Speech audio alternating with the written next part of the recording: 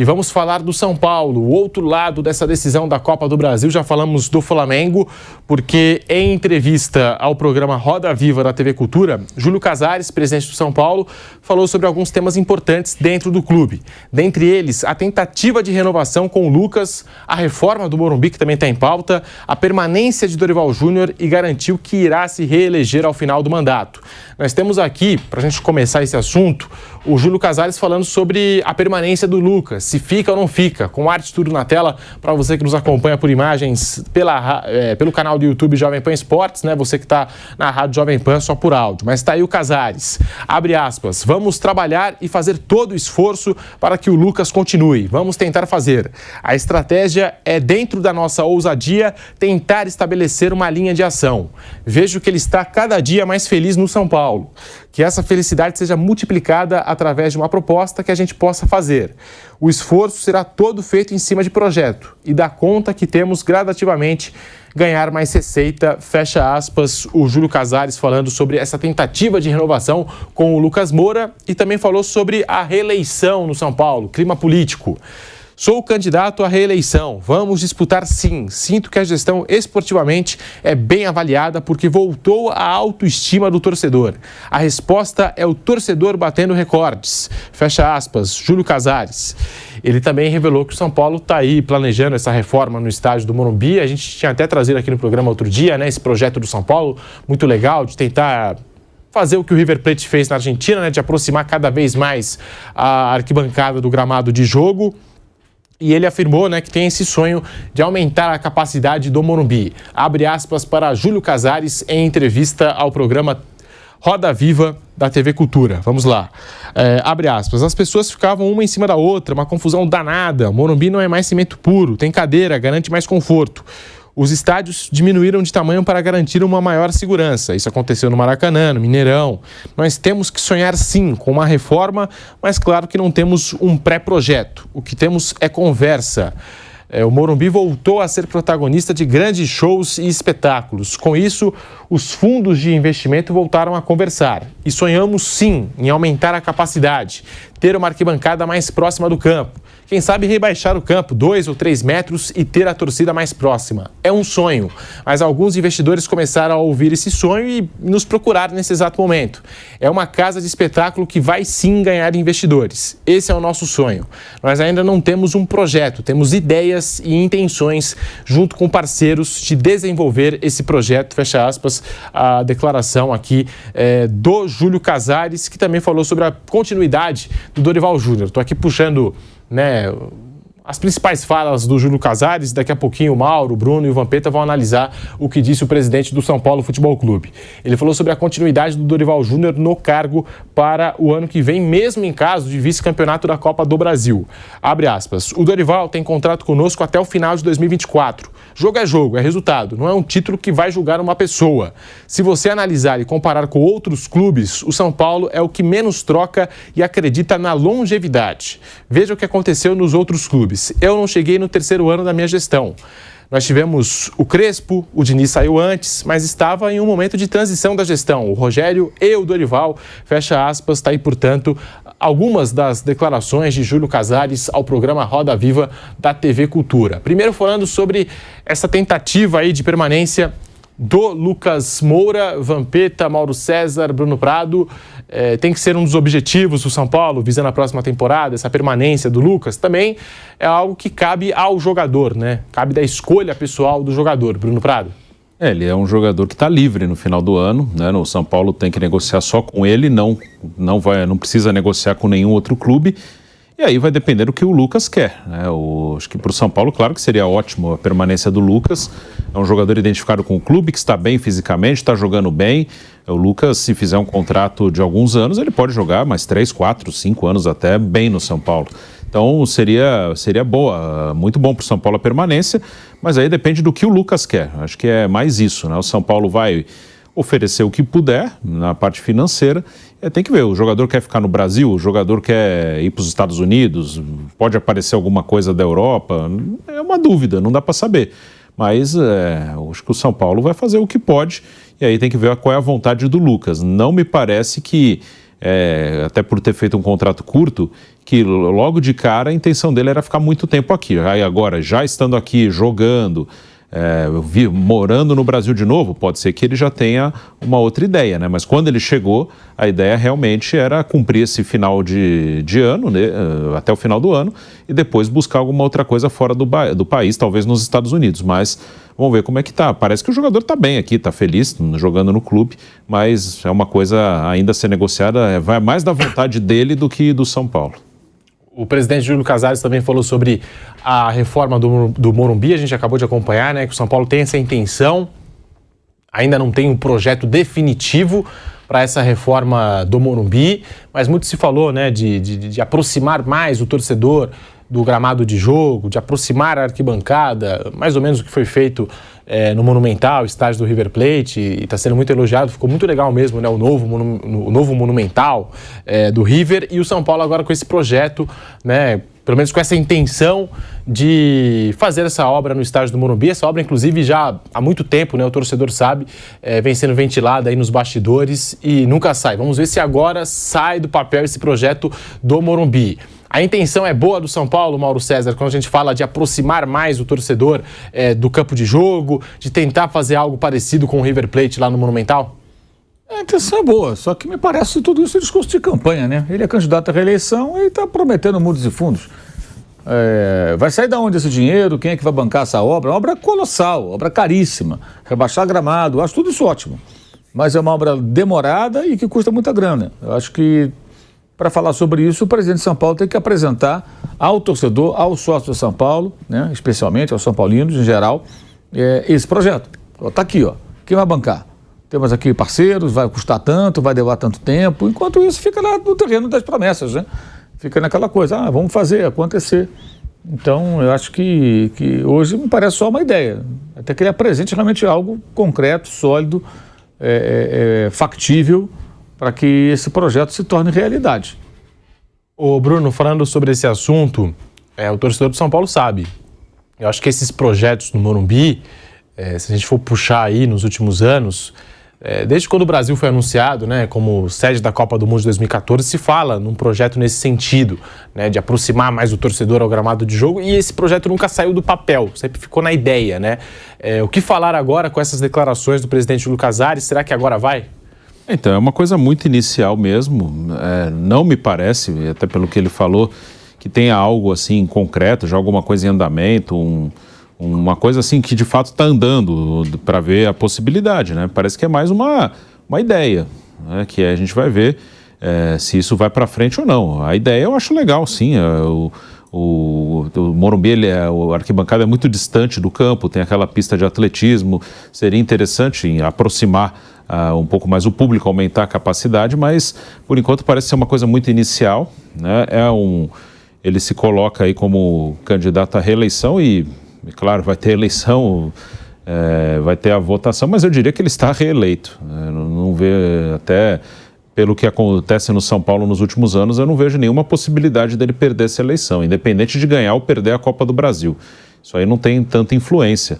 Eu tenho dúvida até se vai ter um candidato de oposição. Acho que a maior dúvida é se ele vai ser candidato único ou se a oposição vai conseguir lançar algum candidato, pelo menos para tentar marcar a presença. A gente está aqui, mas eu não vejo a menor chance dele perder a eleição. Acho que ele será reeleito com facilidade e não ficaria surpreso se fosse candidato único. Vampeta, o que falar aí dessa reforma no Morumbi, o Júlio Casares trazendo isso na pauta, né? É pelo lado político, já que a eleição se aproxima, ou você acha que, pelas palavras dele, tem algo bem encaminhado nesse sentido para o São Paulo tocar essa obra? A média de público do São Paulo vem subindo, né? É uma das maiores médias de público do país, né? Quando tem eleição, todo mundo promete. Eu lembro que um candidato do Corinthians prometeu botar uma roda gigante lá, no Parque São Jorge. Tem nas eleições de tudo, né? O Casares é isso que o Bruno falou, não sei nem se tem uma oposição, tá tudo muito tranquilo. Em relação ao Lucas, Pedro, só depende dele, São Paulo quer que fique, né? Ele vai esperar aí para ver se pinta alguma coisa aí. Eu não digo nem só nos Estados Unidos, viu, Bruno? Ali no mundo árabe, que tá todo mundo indo para lá, né? Tá se preparando aí para uma final de Copa do Brasil, né? De repente, uma conquista faz com que o Lucas queira permanecer, né? Para jogar Libertadores no ano que vem. Mas tem que abrir o olho no Campeonato Brasileiro. Tem um jogo importante amanhã contra o Inter, né? Contra o Inter. Fora de casa. Fora de casa e olhar, porque o São Paulo tem 28 pontos, né, no Brasileiro, e as equipes ali tem 21, que tá ali tudo ali, pé da zona. Uma vitória. O próprio Inter também, que com o Cudê não ganhou um jogo ainda no Brasileiro. Isso. Então tá achatando tudo ali, né? Você vê aí o Bahia contratando, mudando o treinador, trazendo, ninguém quer cair para não perder, né, esse dinheiro. Quando você fica na primeira divisão e vai para a segunda, cota cai. Tem que olhar para tudo, não só para a decisão de domingo, mas o jogo de amanhã é super importante para o São Paulo também, e principalmente para o Inter em casa, né?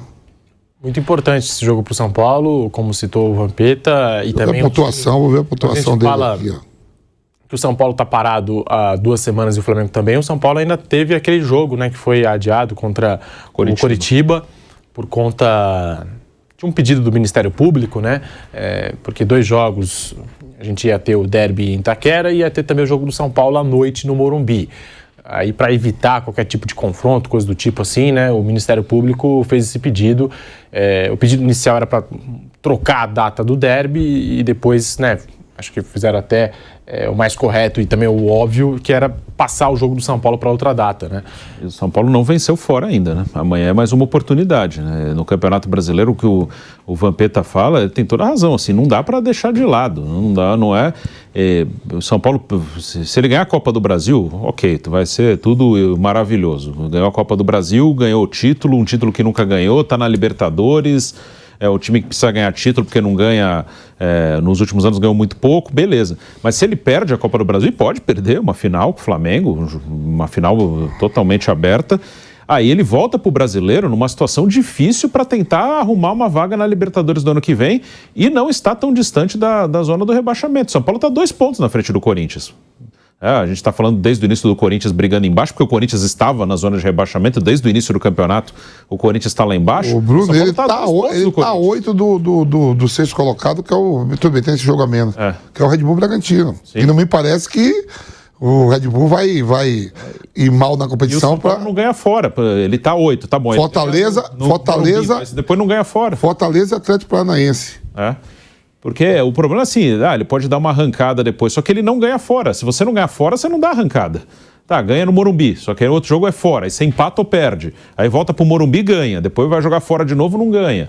Então, é uma estratégia, né, que o São Paulo adotou muito na gestão do Casares, de tentar ganhar os títulos a curto prazo, né? O Casares colocou, assim, e até é verdade, o time precisa ganhar títulos, é um time que não ganha título importante, nos últimos anos ganhou muito pouco. Então, no primeiro ano, ele apostou muito no Paulista, ganhou.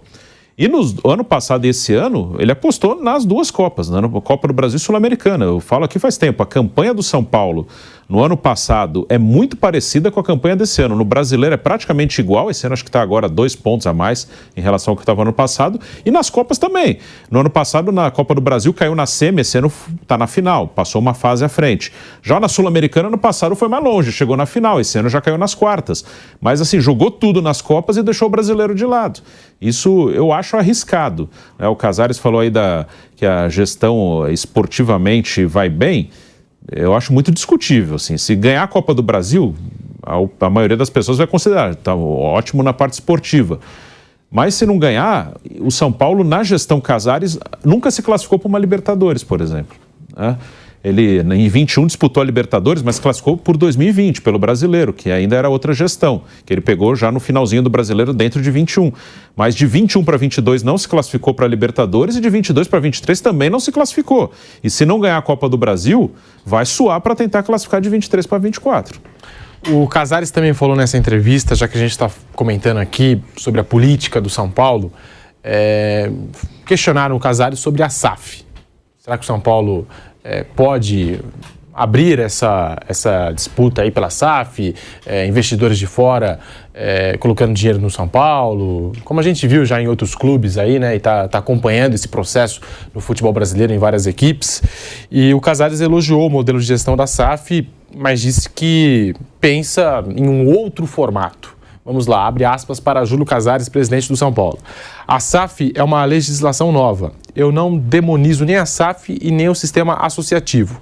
Se eu fosse vender o São Paulo em 2021, eu teria que entregar o São Paulo por uma dívida, como alguns fizeram. E tudo bem, cada um cuida da sua vida. Hoje temos um clube que é SAF liderando o campeonato e outros na zona de rebaixamento. Acredito que o São Paulo vai discutir isso, mas com os pilares de reconstrução recuperados. O São Paulo vai pensar num outro sistema sem ser SAF de capitalização de futebol. É o nosso objetivo.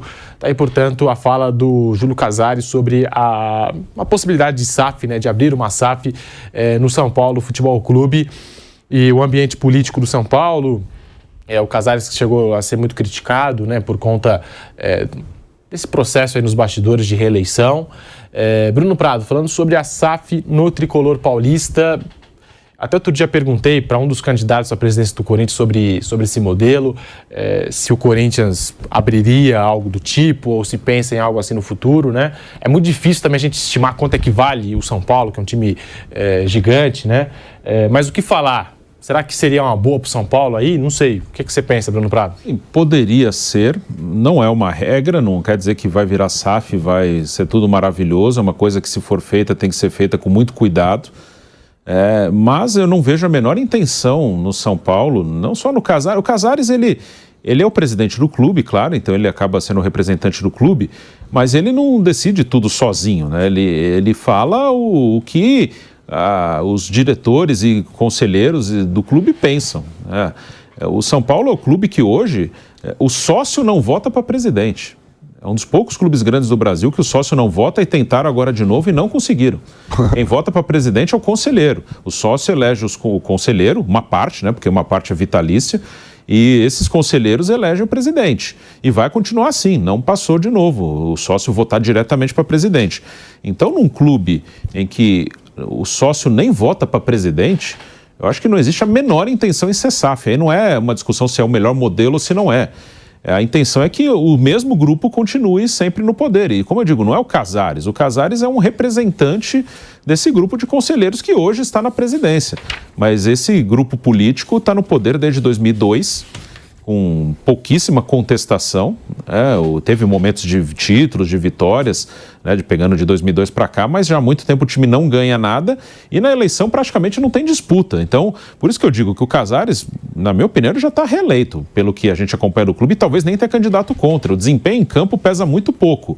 É um grupo que comanda o São Paulo há muito tempo e não há a menor intenção de abrir mais ou de virar empresa. Não, a discussão não é nem se o modelo é bom ou ruim, a discussão é que o São Paulo tem um grupo que comanda o São Paulo há anos e esse grupo não tem a menor intenção de deixar o poder, de abrir mão disso.